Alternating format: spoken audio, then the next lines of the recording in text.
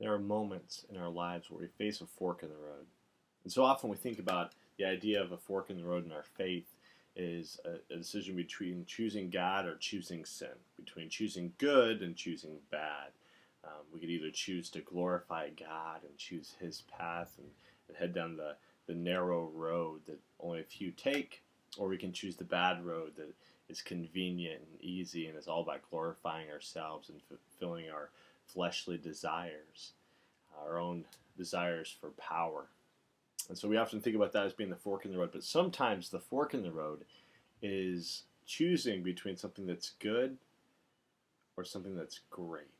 Between choosing something that is instantaneous, that let's settle on this. This is good. This will work, or waiting for something that God has in store for us, and that requires a lot of patience and a lot of trust. And so often we face the decision between the good and maybe more immediate, maybe easier path, or the great, which involves hard work and perseverance. And that's what happens here in Genesis chapter 16. You remember Abraham, he was doubting that God was going to give him a child, a son, to be the heir, to be his descendant who would have children who would have children who would have children who would bless the whole world. He had remembered God's promise to him, but at the same time, he wasn't putting trust that God was going to make this promise come to fruition. And we see that he continues to do this. And in fact, it's his wife Sarah at the beginning of 16. Sarah, Abraham's wife, had borne him no children, and she had an Egyptian maidservant named Hagar. She said to Abraham, "The Lord has kept me from having children.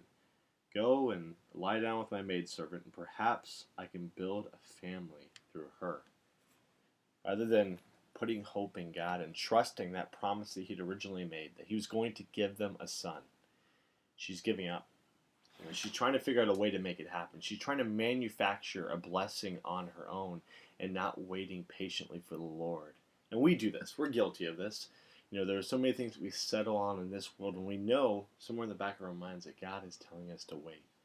Perhaps we settle for a certain job or settle in a certain relationship and being with someone when we know God has something more glorifying for His kingdom in mind for us. But we don't want to persevere. We don't want to be patient. We don't want to trust. We take things into our own hands. And sometimes we do that with bad intentions, but sometimes we do that with good intentions, and it's still us missing out on the great things that God has in store for us. When He makes promises to us, when He puts things on our heart, He teaches us to wait and trust in Him. To wait, to not get distracted by the bad things in the world and even the good things in this world, but to wait for the great things that He has in mind for us.